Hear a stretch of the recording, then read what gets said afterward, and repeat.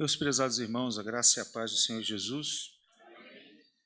É uma alegria poder estar aqui com vocês, é uma alegria poder falar aqui para vocês, depois de ouvir esses tubarões, né? A vez da manjubinha. Eu fiquei pensando o que falar depois de tantas palestras maravilhosas e temas maravilhosos abordados. Eu decidi, então, começar por essa estrutura aqui que a gente chama de caminho do texto ao sermão. Tudo que a gente ouviu aqui passa por esse percurso, por essa trajetória do texto até o sermão. Então você tem o texto, aquela parte inferior diz a gente que não há um caminho direto do texto para os dias de hoje, para nós aqui e agora. Por isso, nós precisamos fazer um percurso que tem 3 partes. A primeira parte é a parte da exegese, que é a parte da interpretação do texto, propriamente dito, interpretação histórico-gramatical.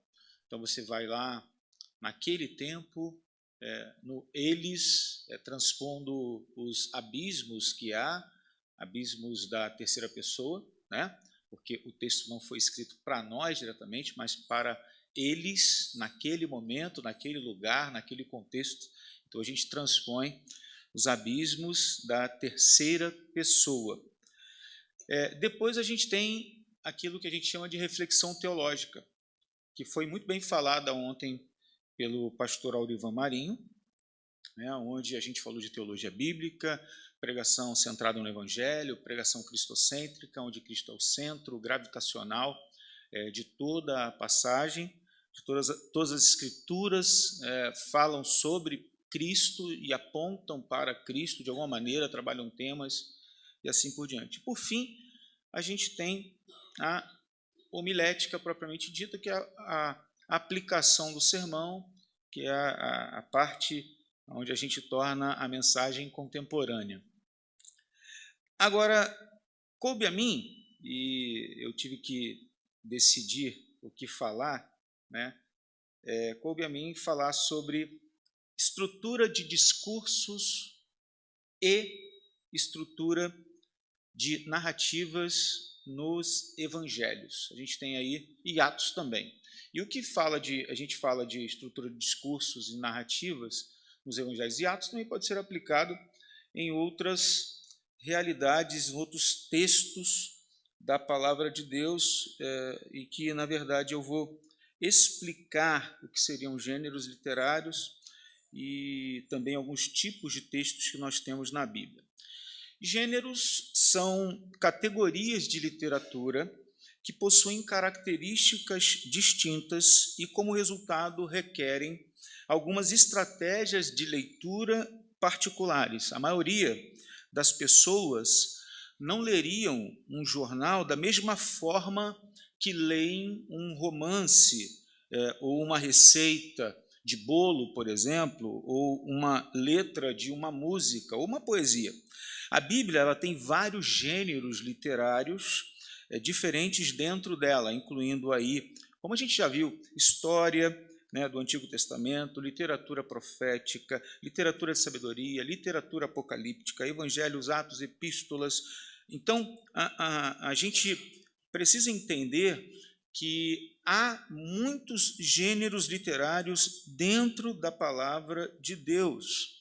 Hoje a gente vai se concentrar em um único gênero, mas é importante também a gente explicar aqui previamente que há alguns tipos de texto dentro da literatura bíblica. A gente falou de gêneros, mas há tipos de textos que são coisas diferentes, né? Se gêneros têm a ver com categorias mais gerais, os textos são uma ideia ligeiramente diferente dos gêneros da Bíblia. Por quê? Porque ambas são categorias de literatura, por isso pode ser um pouco confuso distingui-la, mas gêneros literários são categorias maiores e levam em conta coisas como conteúdo, lugar na história, forma literária e propósito retórico.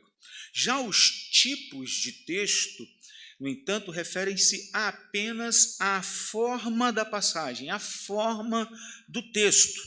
E na Bíblia, de uma maneira geral, existem 3 tipos de textos, principais de textos. Quais são eles? Narrativas ou histórias, discursos, tá? Ou dissertações ou falas, e você também tem poesias. É importante observar que cada um desses tipos de texto aparece em cada um dos gêneros literários. Ou seja, a narrativa, discurso e a poesia em cada um dos gêneros que eu me referi. Pode haver, como o tipo de texto que se refere ao formato ou uma forma de passagem é mais útil quando se fala de estrutura.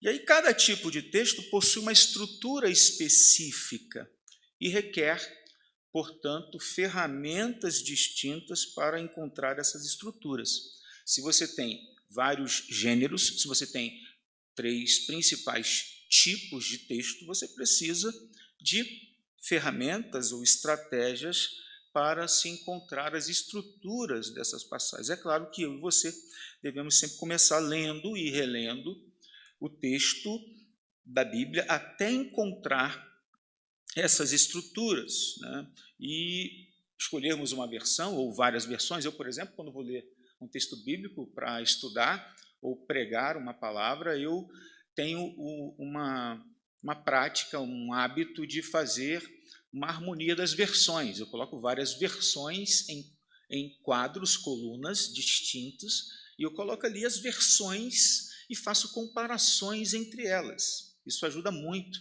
a gente na leitura da passagem, né? E, em seguida, você precisa usar os princípios, explicações, estratégias. Quando eu trabalho especificamente discursos em cartas paulinas, por exemplo, ou discursos em textos proféticos, eu tenho uma prática de fazer aquilo que é chamado da homilética e do estudo da hermenêutica de fluxograma do texto. A gente vai ali separando as sentenças, vendo as conexões que há de uma sentença com a outra, subordinação, coordenação, enfim, a gente vai trabalhando isso a fim de entender de forma mais precisa o que aquela passagem está nos ensinando. Agora, pense comigo no seguinte, uma das maiores estruturas que há no mundo é a ponte Golden Gate, né? Essa ponte ela é composta de partes estruturais óbvias, como cabos enormes de aço e vigas de ferro que sustentam uma rodovia que passa por cima dessa ponte. Eu vou mostrar para vocês aqui a ponte. É mais ou menos essa ponte aí. Então, ela tem estruturas de ferro e ela tem alguns cabos de aço que sustentam a rodovia que passa por cima dessa ponte. Mas há também estacas de concreto fincadas no fundo da baía, que dão sustentação a essa ponte, que sustentam essa ponte.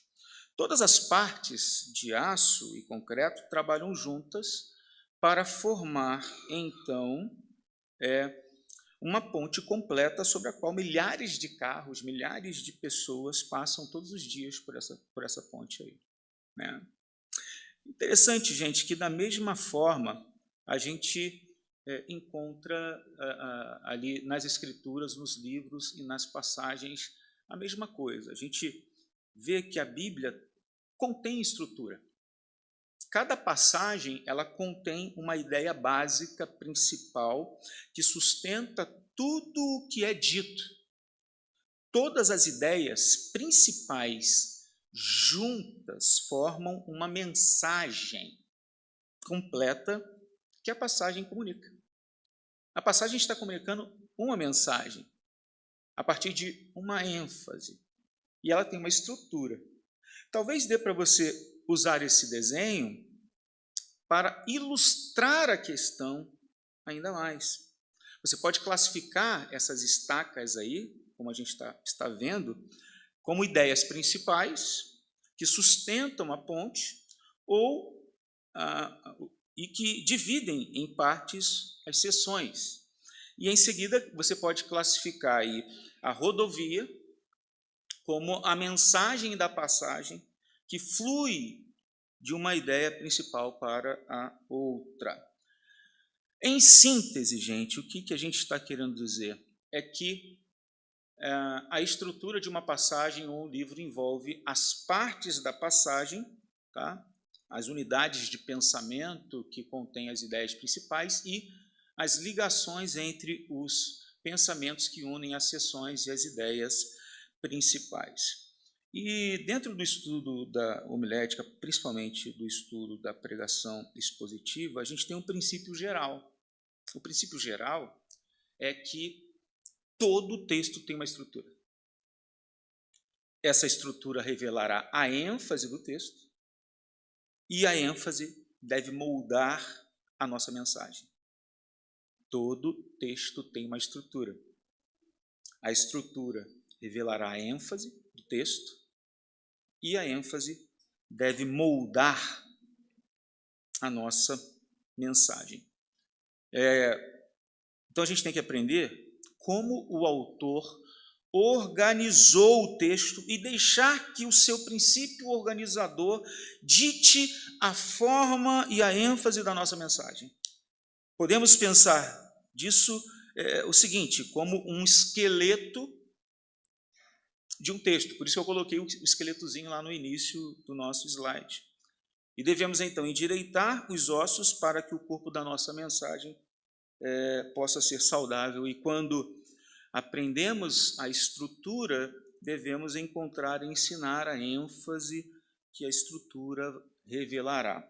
Então, só então nós iremos conseguir ver a vida da passagem e poder transmitir a vida da passagem a outras pessoas. Então, a gente precisa olhar o texto com olhos de raio-x para ver o esqueleto, para ver a estrutura que o texto apresenta. Isso não vem de uma hora para outra, isso não é assim uma corrida de 100 metros rasos, é uma maratona. Você precisa fazer isso com muita cautela, com muita paciência.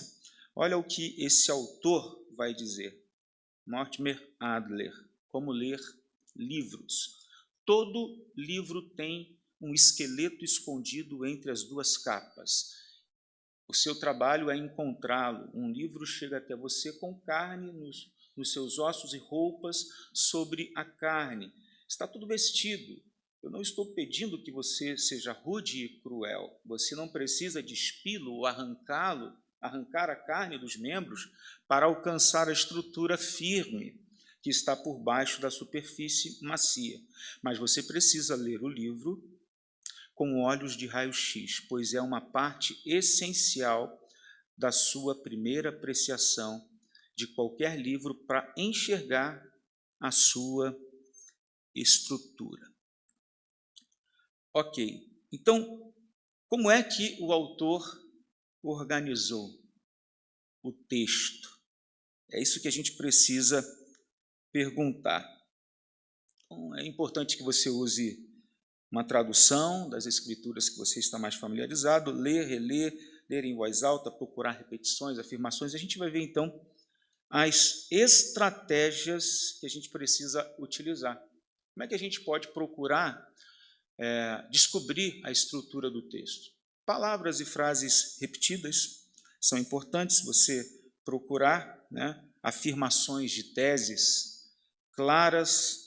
Quando você está lidando com texto de discurso, você pode procurar gramaticalmente palavras de transição, verbos principais, fluxo de ideias, aquilo que a gente chamou de fluxograma. Em narrativas, em poesias, você vai procurar outras coisas, que não necessariamente ideias repetidas. Você vai procurar na poesia estrofes, foi falado pelo nosso pastor Sivaldo, se eu não me engano, sobre paralelismo sintético, sinônimo e assim por diante.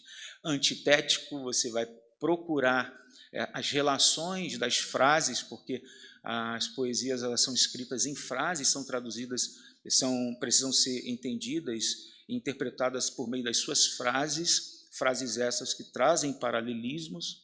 E você também tem a questão das narrativas, e você vai precisar encontrar ali o cenário narrativo, você vai procurar outras coisas dentro do texto narrativo que a gente vai apresentar para vocês hoje aqui, certo?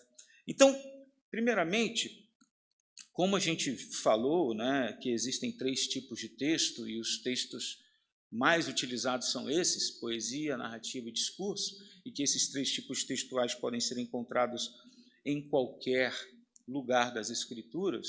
Foi mencionado aqui numa das palestras que se encontrou poesia nos textos dos evangelhos, né? Você encontra poesia nos discursos, nas cartas. Você encontra poesia porque você tem um gênero que ele é predominante, você tem um tipo de texto que ele é predominante, você tem outros tipos de textos ali também, ok?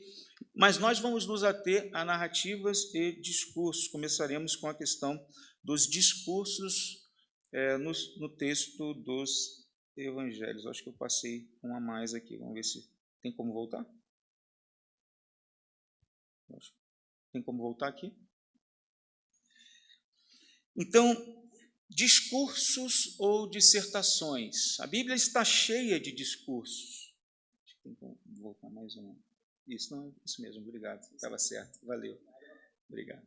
A Bíblia ela está cheia de discursos. Talvez esse tipo de texto é o mais comum nos diálogos ou falas nos livros de histórias do Antigo Testamento, ou mesmo nas epístolas, né, que eram um material que provavelmente era uma pregação, por assim dizer. E é tipicamente uma única pessoa falando e tende a ter um fluxo de raciocínio lógico próprio, e como tal, procura encontrar ali a estrutura no discurso. A gente vai então buscar e tentar traçar a lógica do raciocínio da passagem. Você pode tentar uma análise gramatical, como identificar os verbos, adjetivos e assim por diante, cláusulas, ideias, e traçar ali o fluxo daquelas ideias, palavras-chave, palavras que são repetidas, palavras de transição, também são muito importantes, e como tipo de texto,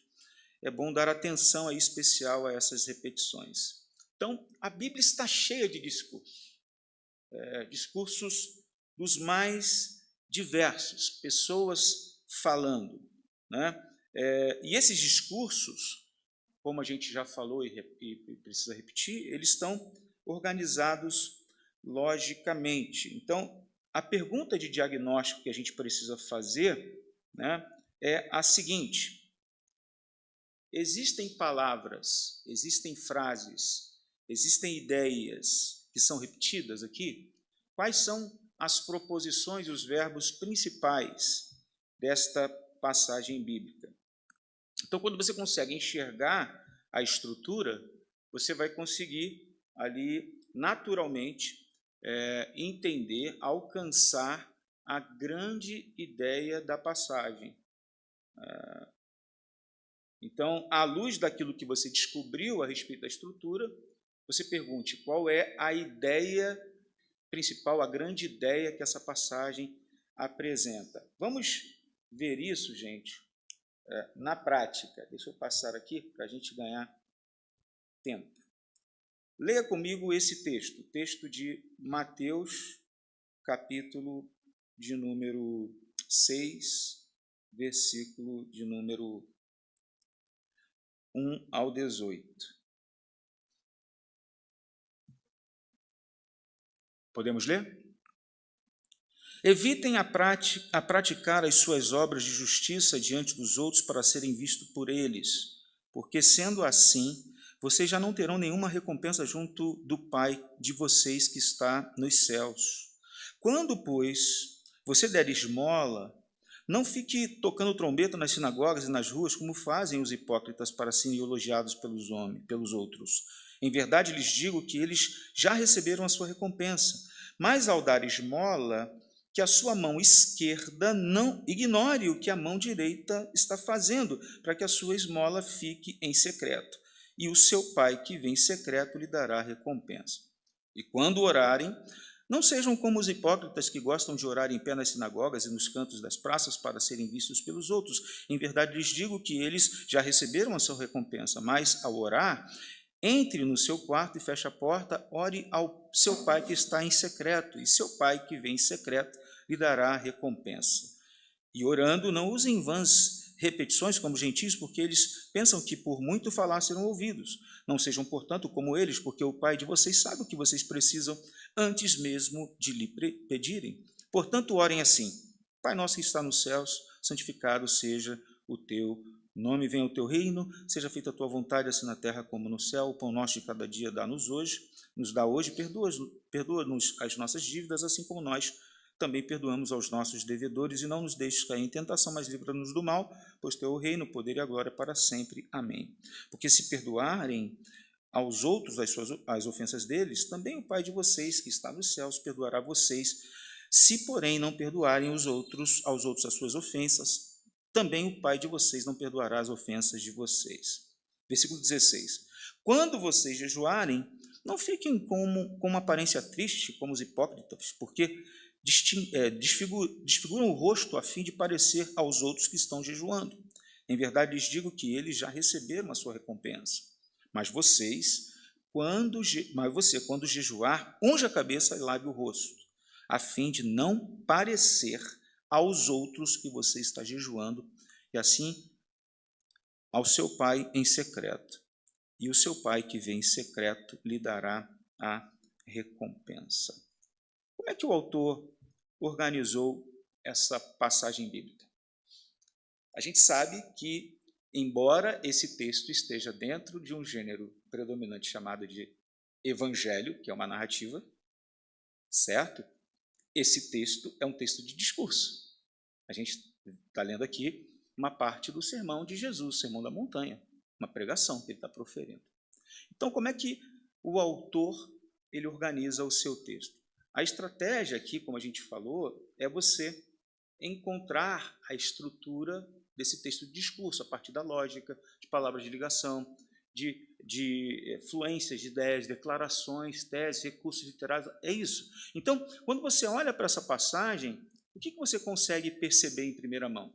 Que Jesus está falando sobre dar esmolas, ele está falando sobre oração e ele está falando sobre o jejum.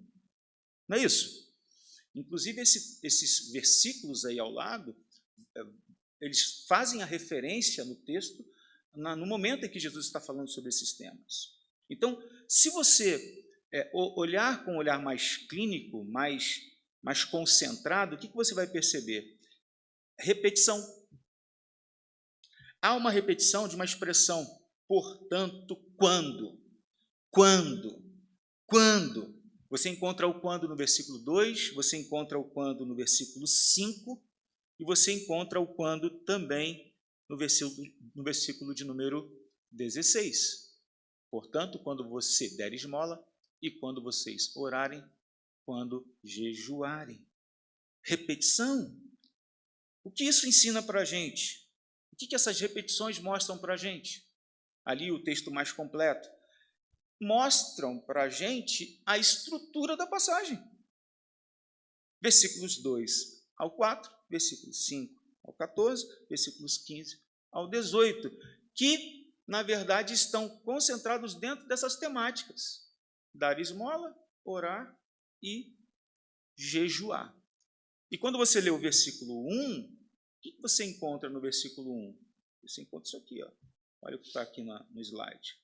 Tenham o cuidado de não praticar suas obras de justiça diante dos outros para serem vistos por eles. Se fizerem isso, vocês não terão nenhuma recompensa do Pai Celestial.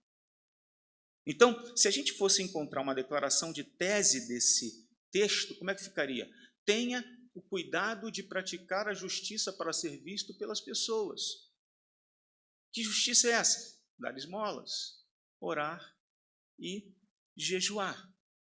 Ali você encontra, então, um exemplo de estrutura numa passagem de discurso.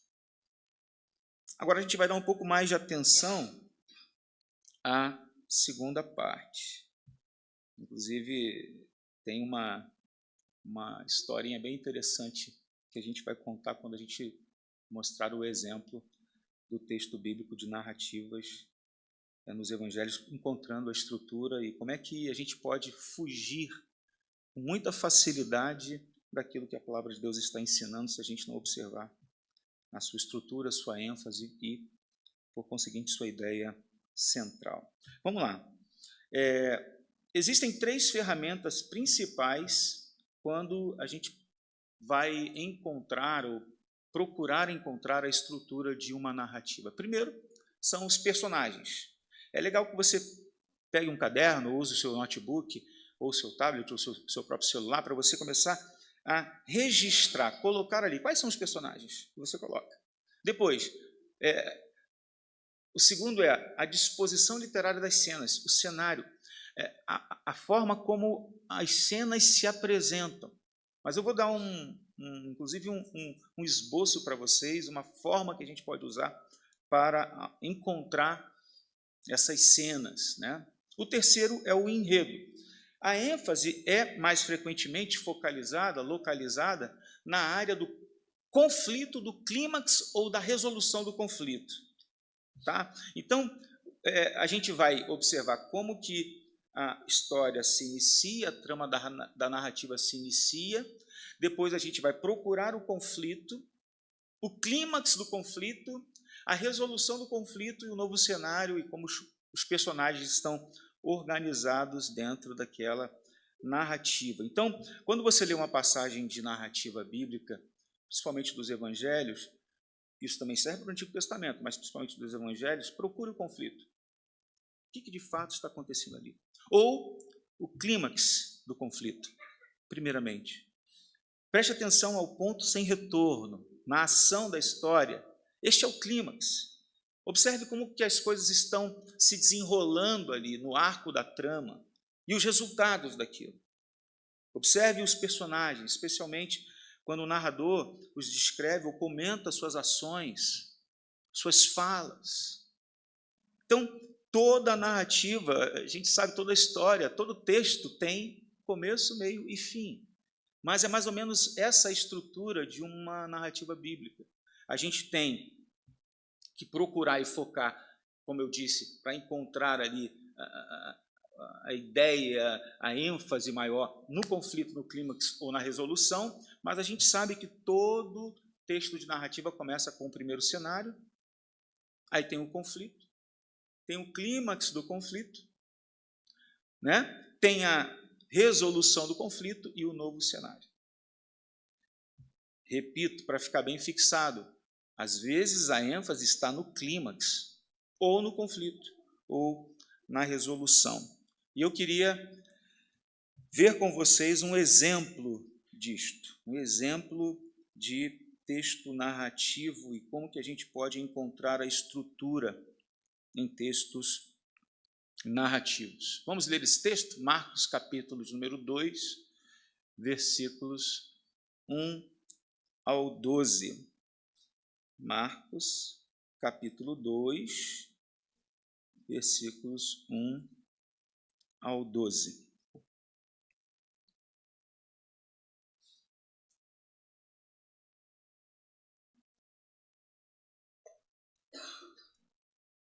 Dias depois, Jesus entrou de novo em Cafarnaum, e logo se ouviu dizer que ele estava em casa. Muitos se reuniam ali, a ponto de não haver lugar, nem mesmo junto à porta. E Jesus anunciava-lhes a palavra. Trouxeram-lhe então um paralítico carregado por 4 homens. E não podendo aproximar-se de Jesus por causa da multidão, removeram o telhado no ponto correspondente ao lugar onde Jesus se encontrava e, pela abertura, desceram o leito em que o paralítico estava deitado. Vendo-lhes a fé, Jesus disse ao paralítico: filho, os seus pecados estão perdoados. Alguns escribas estavam sentados ali e pensavam em seu coração: como ele se atreve a falar assim? Isto é blasfêmia! Quem pode perdoar pecados a não ser um, que é Deus? E Jesus percebendo imediatamente em seu espírito que eles assim pensavam, disse-lhes: por que vocês estão pensando essas coisas em seu coração? O que é mais difícil, o que é mais fácil? Dizer ao paralítico: os teus pecados estão perdoados, ou dizer: levanta-te, tome o seu leito e ande? Mas isto é para que vocês saibam que o Filho do Homem tem autoridade sobre a terra para perdoar pecados. E disse ao paralítico: eu digo a você, levante-se, pegue o seu leito e vá para casa. Ele se levantou e, no mesmo instante, pegando o leito, retirou-se à vista de todos, a ponto de todos se admirarem e darem glória a Deus, dizendo: jamais vimos coisa assim. Uma vez eu ouvi uma mensagem em cima desse texto, pregada por um palhaço. Palhaço evangelista, um missionário palhaço. Tem até nome, eu não vou falar o nome dele só por questão de ética. Está na internet a mensagem, né? E ele falava para uma multidão de jovens. E ele chegou já, né, todo cheio de ímpeto e tal, e falou assim: eu tenho uma mensagem para pregar para vocês. Aí leu o texto e depois falou assim: o título da minha mensagem é 4 homens e uma missão. E ele usava uma régua, 4 homens e uma missão. Eu falei: meu Deus, onde é que vai chegar essa pregação? E ele começou a falar sobre os 4 amigos do paralítico e tal, e começou a falar que um era flamenguista, outro era corintiano, outro era palmeirense, outro era são paulino, e aí começou a falar um monte de coisa, aí o pessoal caía na gargalhada. Ele era palhaço, né? Palhaço, de fato, a profissão dele era palhaço mesmo. E ele pregou, entreteu aquela juventude e ensinou que, na verdade, todos nós devemos fazer como os 4 paralíticos, ajudar as pessoas que têm necessidade, levá-las até Jesus Cristo e tal. Pregou uma mensagem evangelística para aquela juventude que durou ali, uma mensagem que durou mais ou menos uns 20 minutos. Só que eu fiquei pensando, será que era isso mesmo que o texto estava ensinando? Como que o autor organizou essa passagem? O que esse texto, quando a gente lê ele respeitando seu enredo, seus personagens, os resultados ali, os recursos usados, a gente observa o primeiro cenário, o conflito, o clímax, a resolução, o novo cenário. O que a gente aprende dessa passagem? Porque é possível pregar um texto dos evangelhos e não pregar o evangelho no texto dos evangelhos. Isso é um problema muito sério, mas que muitas pessoas fazem isso. Pregam uma passagem nos evangelhos, mas não pregam o evangelho. Não pregam Jesus Cristo nos evangelhos, num texto deste. Então, vamos olhar, eu acho que vale a pena a gente olhar novamente o texto. Olhe para cá agora, por favor, para você prestar bastante atenção. Alguns dias depois, Jesus entrou outra vez em Cafarnaum e souberam que ele estava em casa. Muitas pessoas reuniram-se ali, a ponto de não haver lugar nem mesmo diante da porta, e ele lhes anunciava a palavra. O que Jesus estava fazendo ali? Pregando a palavra. Então a gente tem aqui acesso ao primeiro cenário. Jesus está pregando a mensagem da palavra de Deus. Está anunciando a mensagem de arrependimento, a mensagem do reino, pregando a palavra. Anunciava a palavra. De repente chegam alguns homens, trazendo-lhe um paralítico carregado por 4 deles. Quantas pessoas tinham ali, naquela caravana? Não sei. O texto não está dizendo a quantidade. Tinha mais de 4, gente. Chegaram alguns homens. E dentre esses homens, 4 carregavam um paralítico. Tinha muita gente. Era uma multidão, né? E impedidos de aproximar-se dele, porque ele estava pregando ali, impedidos de se aproximar-se dele por causa da multidão, removeram parte do telhado, da cobertura da casa, abrindo a passagem ali pelo teto e descendo, de cima para baixo, no lugar onde Jesus estava, baixaram a maca do paralítico que estava deitado. Quando Jesus vê o paralítico, o que ele faz? Vendo-lhes a fé, Jesus disse ao paralítico: filho, os teus pecados estão perdoados. Olha o que o texto faz automaticamente. Ele descreve quem estava sentado ouvindo a mensagem. Estavam sentados ali alguns escribas que pensavam no coração deles. Pensavam, por que esse homem fala dessa maneira? Ele está blasfemando. Eles pensavam no coração. Quem pode perdoar pecados, senão um só, que é Deus? Mas Jesus logo percebeu que em seu espírito que eles pensavam assim no íntimo e perguntou-lhes: por que pensais deste modo no coração de vocês? Eles não esboçaram nada, não, falaram nada não, só no coração. O que é mais fácil dizer ao paralítico? Os teus pecados estão perdoados? Ou levanta-te, toma tua cama, tua maca e anda? Mas, olha só, mas para que saibais que o Filho do Homem tem autoridade para perdoar pecados na terra, ele disse ao paralítico: levanta-te, toma tua maca, tua cama e vai para sua casa. Então ele se levantou e, pegando a sua maca, saiu à vista de todos, de modo que todos ficaram maravilhados e glorificavam a Deus, dizendo: nunca vimos coisa igual. Nunca vimos nada parecido com isso. Então, prestem atenção. Como é que essa narrativa se inicia? Como é que ela se desenrola? Qual é o conflito dessa narrativa? Qual é o clímax? Qual é a resolução? Como os personagens estão organizados? Então, a gente precisa olhar para esse texto e pensar nessa estrutura. Qual é o primeiro cenário? Qual é o conflito? Qual é o clímax? Qual é a resolução? Qual é o cenário final? Então, quando a gente pensa nisso, a gente vai ver o seguinte: o primeiro cenário, ele está no versículo 1 ao 4. É o primeiro cenário. O conflito no versículos 5, 6 e 7. O clímax está no verso 8 ao 10. A resolução está no versículo 11.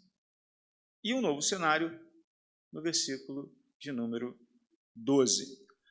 Eu reparti isso, eu dividi isso, cenário inicial, conflito, clímax, resolução e novo cenário. Então, coloquei isso no Word, reparti para facilitar o meu entendimento. E quando eu observava isso e pensava, como eu disse acima, que a ênfase é mais frequentemente localizada na área do conflito, do clímax ou da resolução do conflito, na maioria das narrativas. Então, se eu puder identificar ali um ou mais desenvolvimento de personagens ou organização da trama, eu vou ter encontrado a estrutura.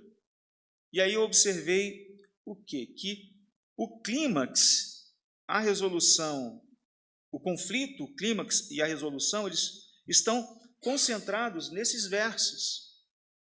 Tá?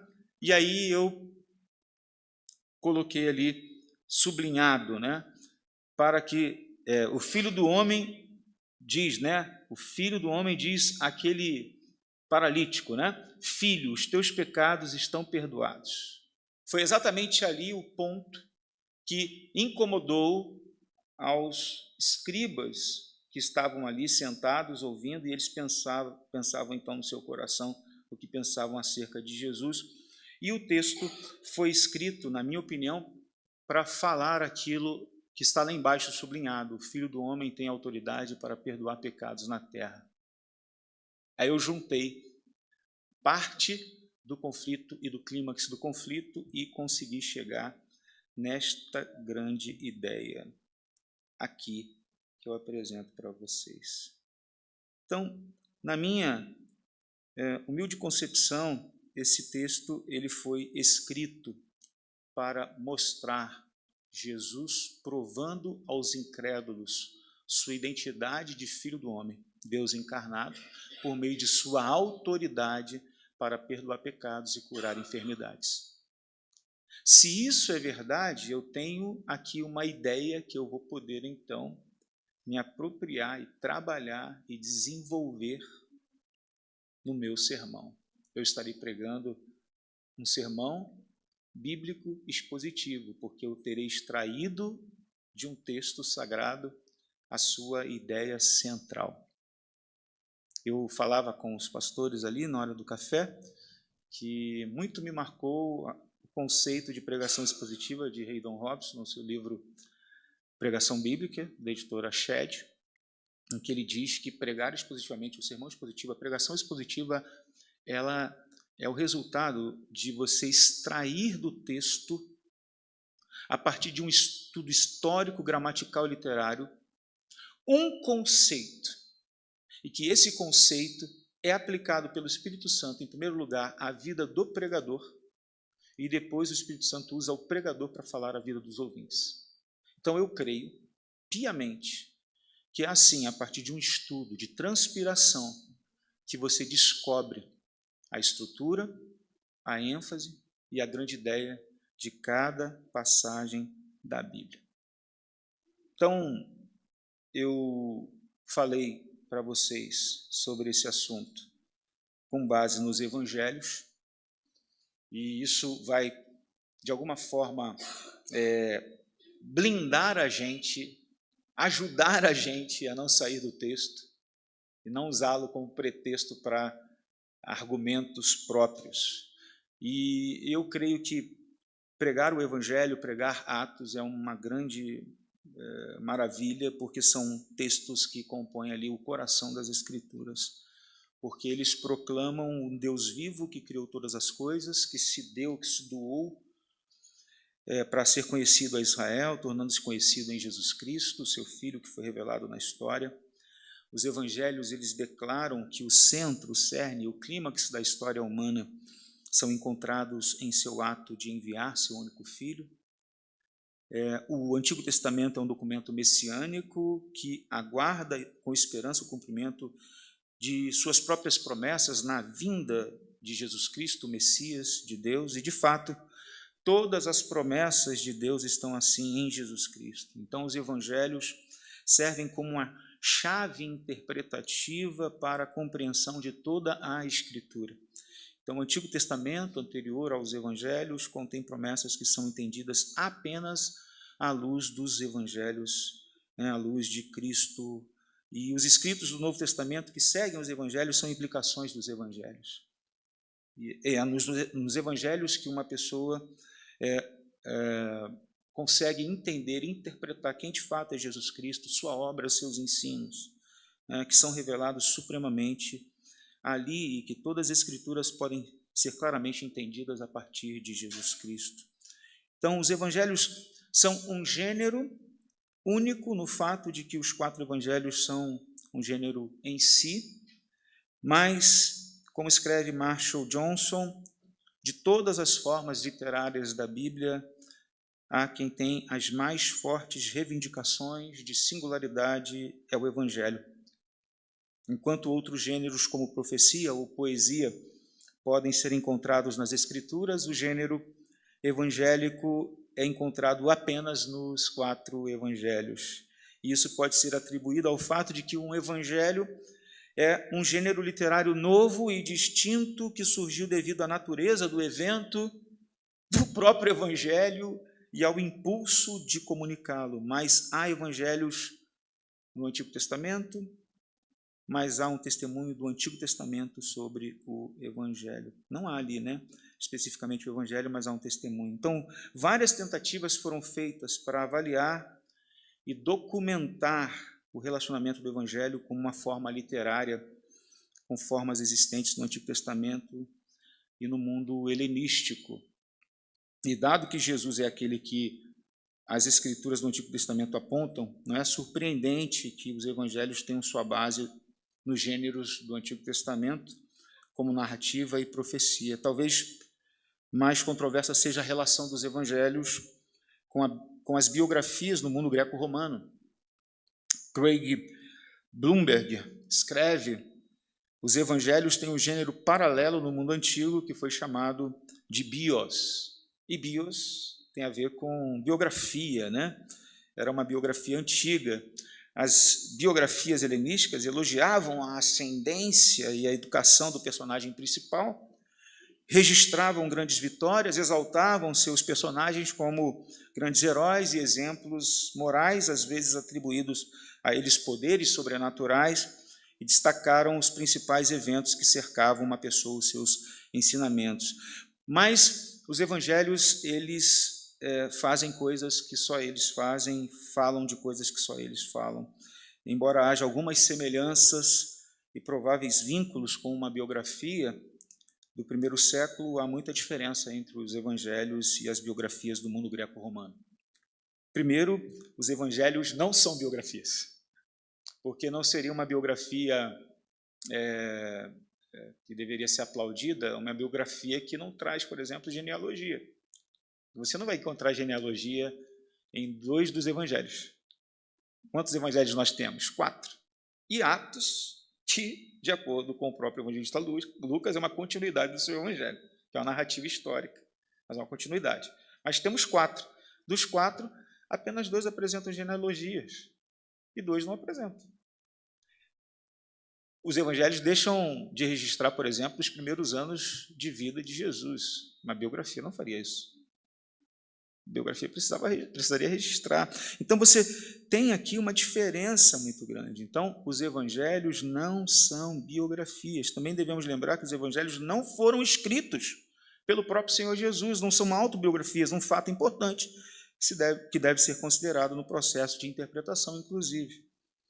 Eles não são livros de Jesus no sentido de serem escritos por Jesus, mas livros sobre Jesus. Portanto, é mais preciso pensar nos evangelhos como memórias dos apóstolos do que como biografias de Jesus. Isso destaca uma segunda diferença. Enquanto a biografia greco-romana registra grandes vitórias, e a apresentação de Jesus é totalmente diferente, porque ele é retratado pendurado em uma cruz. E a maior parte dos evangelhos, vocês sabem disso, é dedicada à semana final de vida de Jesus, e que, na verdade, a gente conhece como paixão. Thomas Long afirma que o próprio gênero evangelho é uma forma literária na qual praticamente todos os elementos da trama são modelados pelo seu desenlace, a paixão. Embora dê informações biográficas, são biografias teológicas, cuja preocupação única é apresentar Jesus como Messias e sua morte e ressurreição como cumprimentos das profecias das Escrituras do Antigo Testamento. Então, finalmente, o Evangelho é derivado da palavra grega evangelion, ou evangelion, e significa boas notícias. Raramente é encontrado fora do Novo Testamento e da literatura cristã primitiva. Então, os escritores do Evangelho foram o primeiro e principal evangelista, e o Evangelho tem a ver com a proclamação, com a pregação, com o anúncio.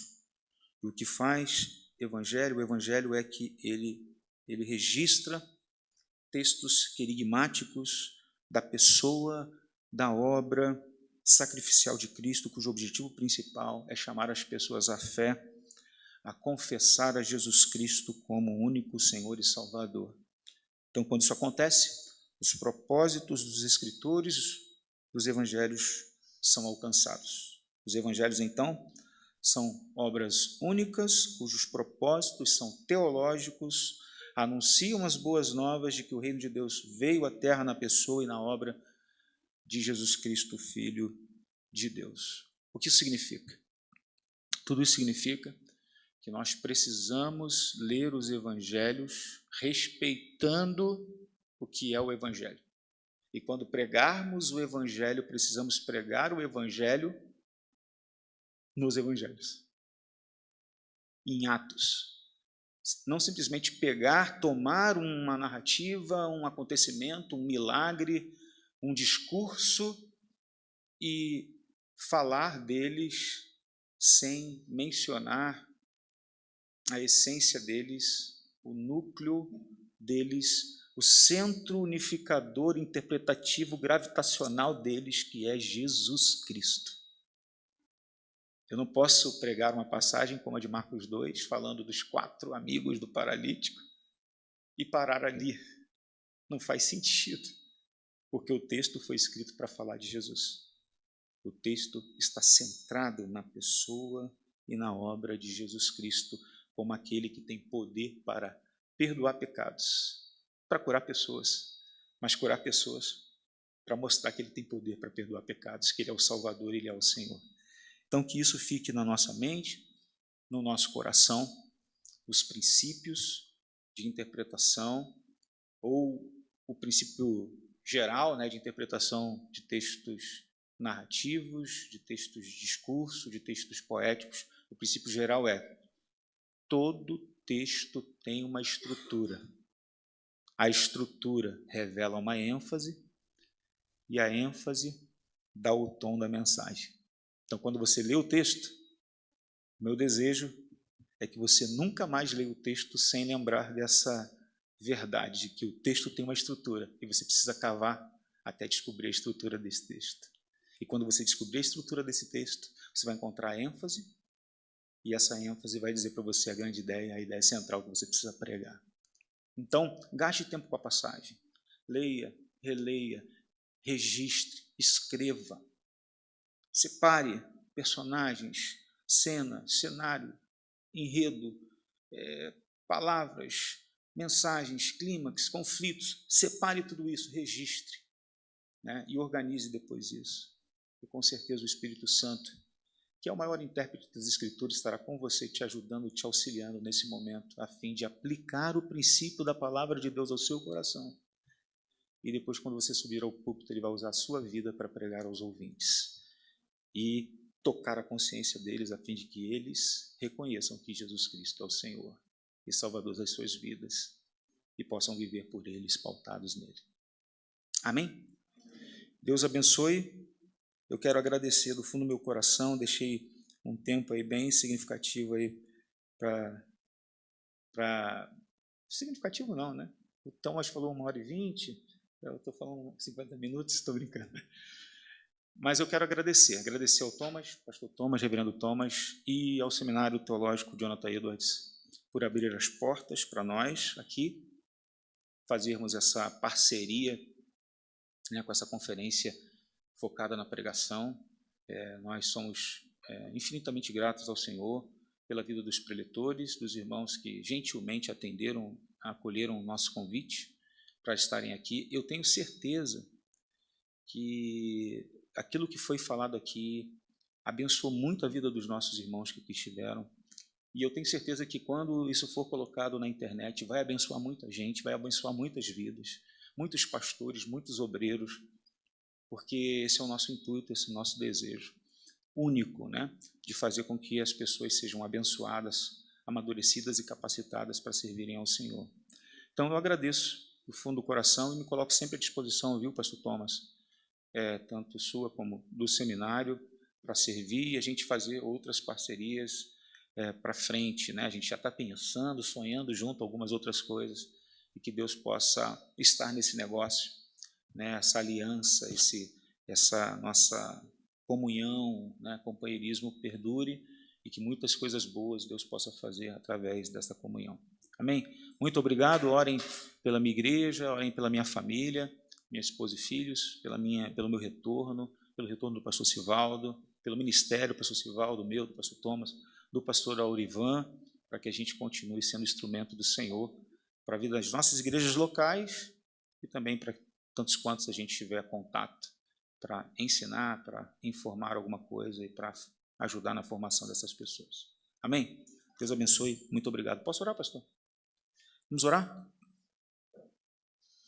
Querido Deus, eu quero nesse instante agradecer a Ti, Senhor, porque o Senhor é bom, a Sua bondade e misericórdia se estendem de geração em geração. O Senhor tem sido fiel para conosco.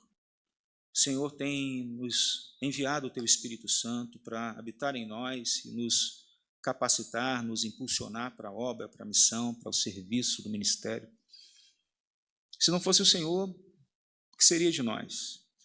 Nós te louvamos e temos a certeza de que o Senhor preparou esse lugar, esses dias para estarmos juntos, para que estivéssemos juntos, aprendendo um pouquinho mais sobre a pregação, sobre esse ministério tão precioso, tão maravilhoso que é pregar, que é anunciar a Tua palavra, proclamar a Tua palavra. E pedimos, por favor, que tudo aquilo que foi ensinado, ministrado, lecionado aqui possa, de fato, ser aplicado aos nossos corações e vidas pessoais e ministeriais. Que nada se perca, que não venha cair por terra as mensagens, pelo contrário, que possamos nos apropriar delas e assim praticá-las. Por favor, eu peço e oro pela vida do pastor Thomas, a igreja aqui em Caruaru, congregacional, todas as igrejas aqui também no entorno. Oramos pelo seminário Jonathan Edwards, pela direção do seminário, pelos professores do seminário, pelos alunos. Nós agradecemos pela existência desta casa de profetas, te louvamos por ela, Senhor. Em nome de Jesus, nós oramos para que o seminário possa prosperar cada vez mais, avançar cada vez mais. Eu também aproveito para orar pelo Departamento de Educação Teológica, o qual presido, o DET, os conselheiros, os nossos sonhos, nossos planos para 2025, apresentamos todos eles diante de Ti. Seja conosco, porque se o Senhor não for na frente, nada se concretizará. Porque do coração do homem são os planos, mas é o Senhor quem os estabelece, é o Senhor que dá a palavra final. Colocamos tudo diante de Ti, submetemos as nossas vidas, nossas casas, nossas famílias, nosso ministério diante do Senhor, para que sejamos fiéis a tudo quanto o Senhor nos deu para fazer. Nós precisamos de Ti para isso e oramos em nome de Jesus. Amém. Amém.